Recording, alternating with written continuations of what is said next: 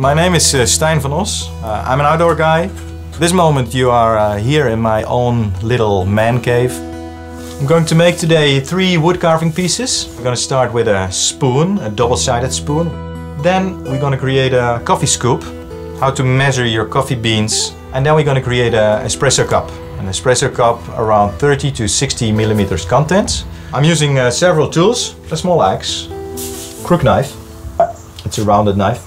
And next to that I use a wood carving knife to do the wood carving, the rough wood carving. Finally, I'm really sort of a perfectionist, and therefore I use the Dremel. For the Dremel you got different accessories. Those accessories, you got different ones, and these called cutters. Now I selected a piece of wood with the right diameter to create a coffee scoop. I put the axe on the wood, and with my hand I hold the tree trunk, and together with them I just hit a few times exactly in the middle, and there it opens. Yeah? And as you can see here, the darker bit, it's the part where the tree started to grow. Exactly that part you want to get out. Flatten it out. I'm gonna do this for both sides. So I'm first gonna round the ends with the axe. My left hand is actually moving the side, and with my right hand I actually almost do the same every time. You have to take the bark out. Yeah? I'll go over and start with my woodworking knife. It's very easy. When you slice an apple or when you slice a potato, it's the same kind of movement. So you work close towards you. You can also work for smaller parts, preciser parts. You can make this movement. So you use your thumb, nice surface, rounded sides, and also prepare the espresso part and for the spoon. The spoon and the scoop, they are rounded, but the espresso cup, the bottom part, I really make it nice flat. And I'm now about to start designing my design. And again, it's sketching, eh?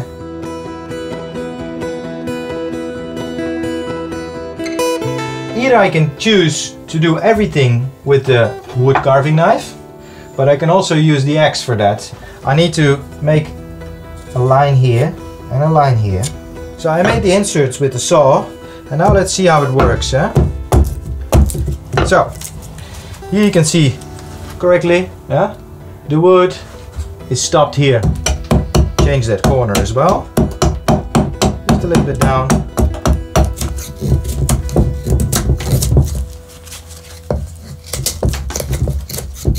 So I'm working here on the espresso cup. Again, use your left hand to control and to turn. Use your right hand to just making the same axe movement. And now I use the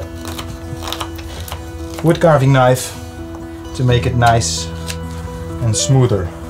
A both-sided coffee scoop, both-sided spoon, and the espresso cup. Because of the veins of the wood run like this, I can use this crook knife always in the opposite direction. So it's very important that you always hear the sound of the wood carving. Don't use too much force, it will hurt your wrist. So always you see my hand is away, I've got gloves, and my thumb is always at the back. I think I'm almost done here with the rough part, and we can go to the next step. I finalized the products in a rough shape, and because I work in fresh wood, I start with actually, for me it's an important phase. As I started with making kuksas, there's a lot of tension in the wood, and when I work in green wood, when you just put it outside, inside in your living room to dry, it's certainly gonna crack. The people in Lapland, how they make kuksas, I saw and I searched a lot. You can taste it also, there's a little of salt in when you buy a new product. They cook everything in salt water. So what you do, you make a big pan, put a lot of salt inside, boil it, and then put your products inside. When you have, for example, cherry, your living room will scent a little bit sweet, but when you use birch wood, it really scents like a Finnish sauna. After an hour, 1.5 hours, You put the fire out, you take the products out. Put them in a towel till they're hand warm, and then you take a bag like this and you put them in a bag and you open the bag. Just put them on the floor, not close to a heater, but just put them somewhere in the floor in your living room. And every day you take the product out and you turn it around. Moisture goes out, the salt stays within, and that results in a very calm drying process. I prepared something for you, and like here, we've got the two-sided spoon, the coffee scoop, and an espresso cup. I've got the 3 different items in front of me, and the process I'm going to use the Dremel for, I'm going to explain you now. Here I got the coffee scoop, and to know exactly how many coffee beans go inside, I need a Dremel with a carving as accessory to use that content, to create that content I want. I've got a small scale and the grinder and the coffee beans, and later we're going to check how many beans can come inside, and we have adjusted with the Dremel. With the spoon I want to finalize all the smally bits to clean it up. And then I've got the espresso cup, and with the espresso cup it's very necessary first how many milliliters are inside, and as you see here I made a finger hole inside. I drilled that also after the drying process, so it's gonna match my hand like this. And I always do it after the drying process, because when I do it when it's wet, it would tear the wood apart. As we do wood carving, it's very important to choose the right accessories. There are many accessories within the Dremel assortment. I actually need cutters that are really help me with carving, and it's called the high speed carver. And actually the high speed cutters, it's the number 100 of the number 114 and the number 192. It's got the right angle, it's a curved angle of all the teeth. So to attach the high speed cutter, I've got a multi-chuck on the Dremel, and it makes it very easy actually to change.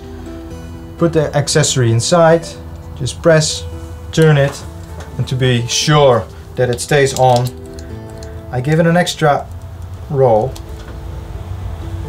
and now it's fixated.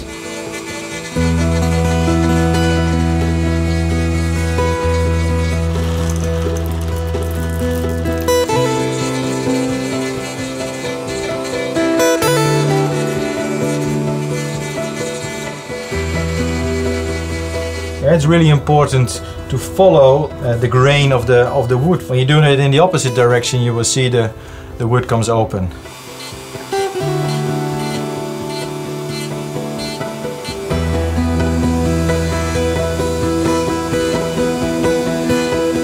Now the fine-tuning comes, and we go over to the sanding.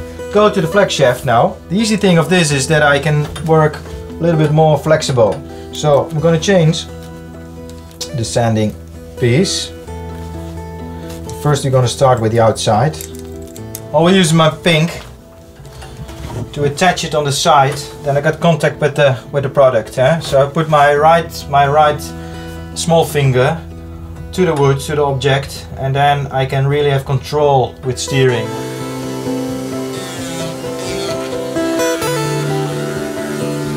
And what we do with sanding, of course, we go from rough to fine. So at this moment I got a rough piece, and we're doing the outside, and the next layer will be a finer piece, and on and on and on. Just finished with the rough sanding, and now I'm going over with the finer sanding, and I'm going to use the Easy Speed Click mandrel. Hold the sanding buff, click, and wait till it clicks, and you hear it, yeah? It goes click, and then you know it's attached well. Again, you attach it to the Dremel. Do some extra check, always. Only touch the product with the accessory and not with the multi-chuck. So only use that contact, and otherwise you will damage your product.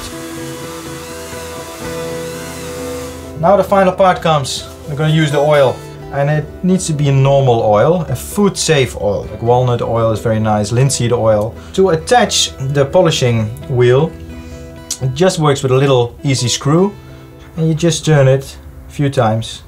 Prepared some oil in here, just to put it in the side. Low speed, almost don't hear it. Yeah? And then you can start oiling the product.